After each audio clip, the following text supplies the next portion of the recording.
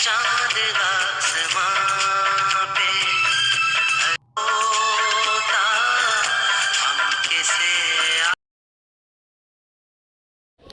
अस्सलाम वालेकुम नाज़रीन, आप देख रहे हैं जी एच एंटरटेनमेंट। मैं हूं ज़हीर अहमद। नाज़रीन, आज हमारी खुशकिस्मती है, हमारे साथ शहज़ाद रफ़ीक साहब मौजूद हैं।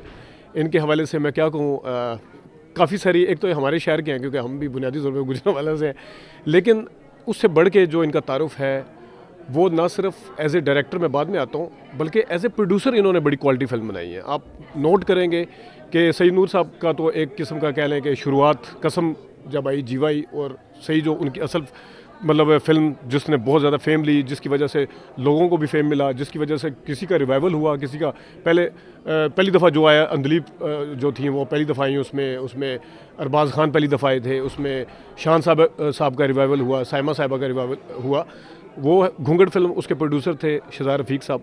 और निकाह फिल्म संगीता के करियर की मेरे ख्याल में मुट्ठी भर चावल के बाद अगर किसी फिल्म को आप कह सकते हैं तो वो निकाह फिल्म है। तो शहज़ाद रफ़ीक साहब ने जो खुद फिल्में बनाई हैं, पंजाबी के गाने इतने हिट हुए थे, वीना मलिक साहिबा को रख के इन्होंने एक फ़िल्म बनाई थी, आपको याद होगा, मोहब्बतां सच्चियाँ, क्या उसके गाने थे, बड़े अरसे तक सुने गए वो। तेरे बिन चैन नहीं आंदा, विछोड़ा दिल तड़पांदा, सोण नी देंदा सुनिए नी तेरा प्यार। जद उड़ गईयां नींदरां खलो गई रावी, कदों दिन चढ़े कदों होवे मुलाकात। मैं जीना तेरे नाल, जीवा दिन चार पावे जीवा सौ साल। वो फिर उसके साथ रुखसती फिल्म मीरा की ज़बरदस्त फिल्म थी, फिर सैल्यूट फिल्म भी इनकी आई, और सलाखें फिल्म आई इनकी। शहज़ाद रफ़ीक साहब बहुत शुक्रिया सर, आपने टाइम निकाला। सर इतनी बड़े बड़े तो मैं आपका शुक्रिया अदा करूँगा कि मैं आपके प्रोग्राम बड़े रेगुलर देखता हूँ, और आपने जिस तरह पाकिस्तान फिल्म इंडस्ट्री की तारीख़ को महफूज रखा है, और जिस तरह आप प्रोग्राम करते हैं, तो बड़ा ही अच्छा आपका ये स्टेप है जो हमारे माजी के किए हुए काम को जो है ना ज़िंदा रखें। सर आप जैसे सीनियर लोगों की वजह से हमें हौसला अफजाई मिलती है, और आप देखते हैं, मुझे बड़ी खुशी हुई है, यकीन करें नाज़रीन, हमारे चैनल को इन्होंने पहले भी बताया, और अभी कैमरा ऑन नहीं हुआ था तो उस वक्त भी बताया उन्होंने, लेकिन हम शहज़ाद रफ़ीक साहब से पूछेंगे कि इस वक्त वो फिल्में क्यों नहीं बना रहे, और इस वक्त फिल्म इंडस्ट्री की जो हालत है वो कैसी है। जिस मौके के ऊपर आए हुए हैं वो हमने आपको पहले भी वीडियो में बताया, 75 ईयर्स जो इंडस्ट्री के प्लेटिनम जुबली है, बड़ा गोल्डन एरा है, लेकिन गोल्डन एरा के साथ जो अब पिछले 8-10 साल चल रहे हैं बड़ी सैड उसके साथ हैं, क्योंकि अब ये यादें उसी वक्त अच्छी लगती है जिस वक्त आप इस वक्त हाल के अंदर भी काम कर रहे हो। सर क्यों नहीं फिल्में बना रहे? फिल्में मैं शुरू से ही जी अपना तादाद मेरी फिल्मों की कोई इतनी ज़्यादा नहीं है, तो अपना सिलेक्टेड काम ही किया है। तो अब एक नए प्रोजेक्ट पे काम कर रहा हूँ मैं, तो इंशाल्लाह आ जाएगा पेपर जल्दी। तक है या हो चुका है? हाँ, पेपर उसका हो गया, म्यूज़िक हो गया, अब आगे कास्ट फाइनल हुई है? हाँ, अभी चल रहा है उसका कास्टिंग कैसे। आपने सस्पेंस रखा है अभी? बस इंशाल्लाह जल्दी मंजर आम पे। उसके राइटर और डायरेक्टर दोनों चीज़ें आप खुद हैं? जी, राइटर उसके नासिर अदीब साहब हैं। अच्छा। हाँ जी, मैं उसके डायरेक्टर हूँ। प्रोड्यूसर उसके हैं राना खलील साहब, जिन्होंने सलाखें फिल्म बनाई थी, मोहब्बतां सच्ची और सलाखें। ठीक है, तो हम तो सर इस फिल्म का इंतज़ार करेंगे, लेकिन सर आप बताइए ना मुझे, एक तो मैं ज़रा थोड़ा आपको पीछे लेके जाना चाहता हूँ। मैंने निकाह फिल्म देखी, निकाह फिल्म में उस टाइम हमारा ये चैनल नहीं था, 98 की फिल्म है, होता तो अक्सर हम अभी भी हम जिक्र करते रहते हैं किस किस अदाकार की वो यादगार फिल्म है। अगरचे उसकी डायरेक्टर संगीता थी, लेकिन मैं जिस तरह पहले बताया कि प्रोड्यूसर का बड़ा किरदार होता है, तो वहाँ से आपका हमें पता चल गया था। अपनी फिल्में एज ए डायरेक्टर आपकी बाद में देखी हमने, आई भी बाद में, लेकिन अभी सर आप बड़ी बारीक बीनी से आपने फिल्म बनाई थी, रुखसती भी ठीक है, और मोहब्बतां सच्चियाँ चले फ्लेवर्ड फिल्म थी, लेकिन बड़ी बारीक बीनी से आपके कौन कौन पसंदीदा डायरेक्टर हैं सर? देखिए जी, मेरे पसंदीदा डायरेक्टर नज़रुल इस्लाम साहब हैं, हसन अस्करी साहब हैं, हसन तारिक साहब हैं, खलील कैसर साहब हैं, रियाज शाह साहब हैं, सैयद नूर साहब हैं, हैदर चौधरी साहब हैं, मसूद भट्ट साहब हैं। मसूद भट्ट साहब का एक अपना स्कूल है, और उन्होंने अपने दायरे में और उस स्कूल के तहत बड़ा बड़ा अच्छा काम किया है, और पाकिस्तान में सबसे ज़्यादा फिल्में बनाने का एजाज़ भी उनको हासिल है।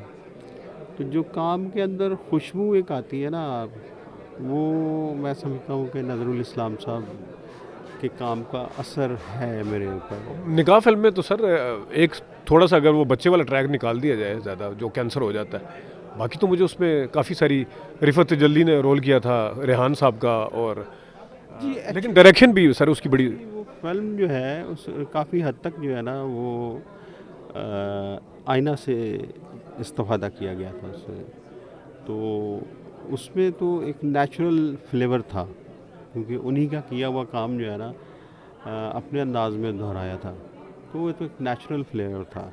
मैं ओवरऑल बात करता हूँ कि वो एक खुशबू उनके काम की जो है ना वो है, क्योंकि मैं तो फ़िल्म मेकर बनने का ही जब फ़ैसला किया था बहुत छोटा था, बंदिश फ़िल्म थी उनकी देखी थी, तो वो बंदिश फ़िल्म आज तक वो जहन में रहेगी। वो नहीं निकली और ना वो निकल सकती है। मेरे साथ सर अभी जो मैं कह के आया हूँ ना, शायद सब ज़रा वेट करें, आपको मैंने देख लिया था पहले, आप मिल रहे थे सबसे, फिर इंटरव्यू भी दे रहे थे, तो उस वक्त बंदिश का जिक्र हुआ, वो शायद सब ने किया, कहते हैं यार याददाश्त आने का जो उनका देखा था, जो नदीम की याददाश्त वापस आती है, तो बड़े तरीके से सर नज़रुल इस्लाम साहब के मतलब है इस दौर के अंदर इतनी बारीक बीनी से उस स्कूल ऑफ थॉट के साथ फिल्म बनाना, मेरे ख्याल में हमने नहीं देखा कि 90 के बाद स्वायद सैयद नूर साहब के, लेकिन सैयद नूर साहब की हिस्ट्री थी, सैयद नूर साहब पहले से राइटर थे, उनके पहले से सारा था। मैं बड़ा हैरान इसलिए हुआ था कि एक बिल्कुल डिफरेंट टाइप का आदमी फिल्म बनाने के लिए आया है। अनफॉर्चुनेटली आपने जिसने खुद कहा कि सिलेक्टेड है, तादाद ज़्यादा नहीं थी, लेकिन क्या आप बचपन से फिल्में मतलब शौक से देखते थे या क्या? देखिए जी, मुझे घर में माहौल मिला, मेरे वालिद साहब ने भी फिल्में बनाई हैं अपना, फिर मेरे वालिद साहब का जो है ना मेरी परवरिश तो उन्होंने की मेरी फिल्मी परवरिश भी उन्होंने की है, यानी कि हमारी इस हद तक जो है ना आपस में डिस्कशन होती थी गानों के हवाले से कि ये साहिल लुधियानवी का गाना है, कहते नहीं ये मजनू का है, ये तेवर मजनू का है, तो मैं उस माहौल में बड़ा हूँ।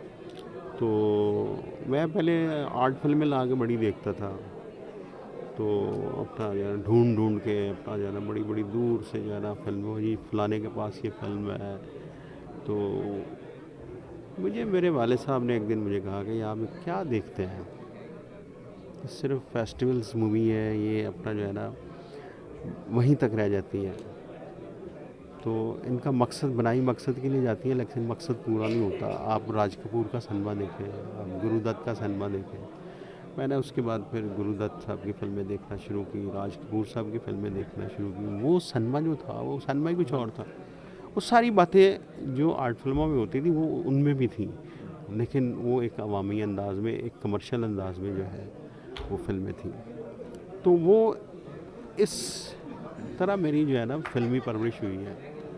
सर मैं आपने जिस तरह नाम लिया है ना, वो उस दौर के थे जब आर्ट फिल्में चल जाती थी। ये वाला क्वेश्चन मैं अपनी सेटिस्फेक्शन के लिए पूछ रहा हूँ, आगे मैं एक दो क्वेश्चन मैं नाजरीन की सेटिस्फेक्शन के लिए भी पूछूंगा कि हो जाती थी कि उस दौर में आते थे लोग, उसी दौर में सीखते थे, उसी दौर में सारा कुछ होता था, लेकिन सर आप जिस दौर में कमर्शियल फिल्में बन रही थी, आपने किस तरह इस तरह रिस्क लिया इस सोच के साथ कि पता है कि इस तरह की फिल्में एक फार्मूला से हट के अगर बनाई जाए तो वो चलती नहीं, रुकती खास तौर पर देखने आप।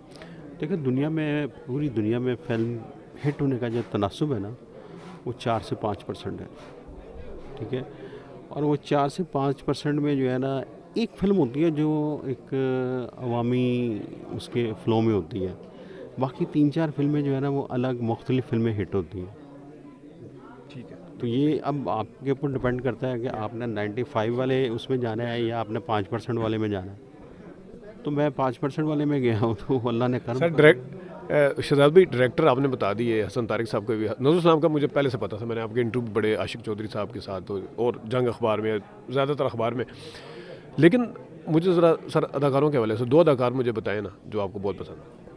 मुझे बाबरा शरीफ बहुत पसंद है, मुझे नदीम साहब बहुत पसंद है, ये एक ऐसा पेयर है हमारी इंडस्ट्री का जो कमाल है, और ये रहती दम तक, जब तक इंडस्ट्री है ये रहेगा ही, ऐसे ज़बरदस्त आर्टिस्ट, ऐसी केमिस्ट्री इन दोनों आर्टिस्टों की आपस में जो है वो कम किसी की लेकिन बनी। सर दोनों जब आपने फिल्में बनाना शुरू की दोनों काम को, चले बाबरा शायद नहीं कर रही थी, नदीम साहब तो करते रहे काम, आपने फिर उस तरह उनको रख के इतना पता पसंदीदा अदाकारों के साथ। नदीम साहब को मैं काफ़ी फिल्मों में मैं रखना चाह रहा था, इत्तफाक ऐसा हुआ कि हमारा कॉम्बिनेशन नहीं बन सका। मैं मोहब्बत सचिया में भी रखना चाह रहा था, मैं सलाखे में भी रखना चाह रहा था फारूक ज़मीर, लेकिन फारूक ज़मीर ने अच्छा तो वो इत्तफाक महज। सलाखे का मैं समझ गया, आप इत्तेफाक सलाखे का हीरो से आप सेटिस्फाइड थे वैसे? देखिए मुझे वो जिस तरह का हीरो चाहिए था ना, मुझे एक आम गली मोहल्ले का लड़का चाहिए था, तो वो उस हिसाब से जो है ना मैंने उसकी सिलेक्शन की थी और वो सेटिस्फाइड थे आप? ठीक है। और सर अभी जो आप फिल्म बना रहे हैं उसमें नए अदाकार हैं, पुराने हैं, और डिजिटल मीडिया, डिजिटल सिनेमा जो मल्टी स्क्रीन सिनेमा है, इससे आपको तो कोई शिकायतें नहीं है? मैं इंट्रोड्यूस करवाने वाला हूँ भाई।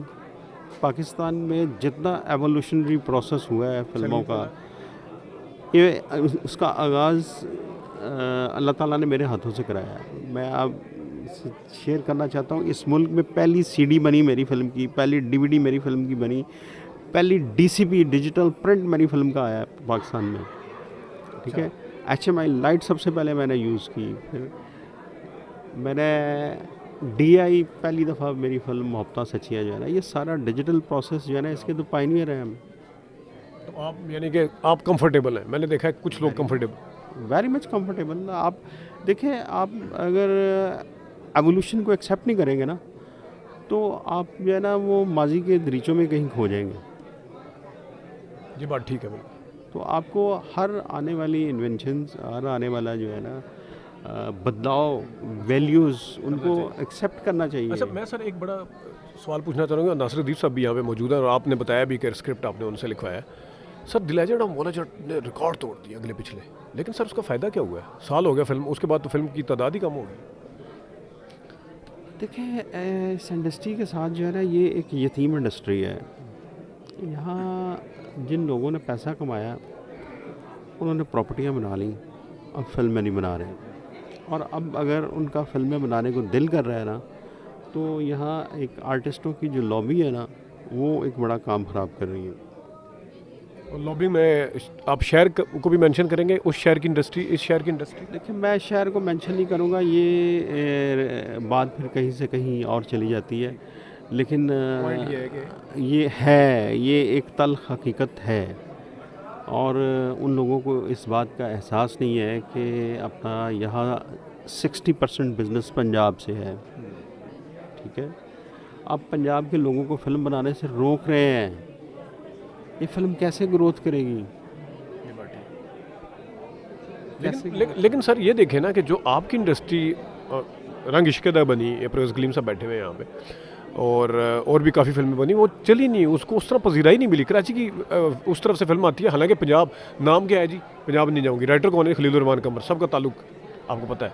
नदीम बेग भी यहीं से। मैं इन शहरों से आप कह रहे हैं ना कि पंजाबी इंडस्ट्री को फलने फूलने कौन नहीं दे रहा? ग्रुप बंदी कह रहा हूँ कि अपना जो है ना करनी है तो अपनी करनी है, किसी और की फिल्म नहीं करनी, 2 साल बाद करनी है तो अपनी करनी है। ओ भाई, आप नदीम साहब ने कभी ऐसा नहीं किया, वहीद मुराद साहब ने कभी ऐसा नहीं किया, शाहिद साहब ने कभी ऐसा नहीं किया, मोहम्मद अली साहब ने कभी ऐसा नहीं किया। ये कॉन्फिडेंस की कमी है कि मैं कर नहीं पाऊंगा किसी और का बैनर के तले?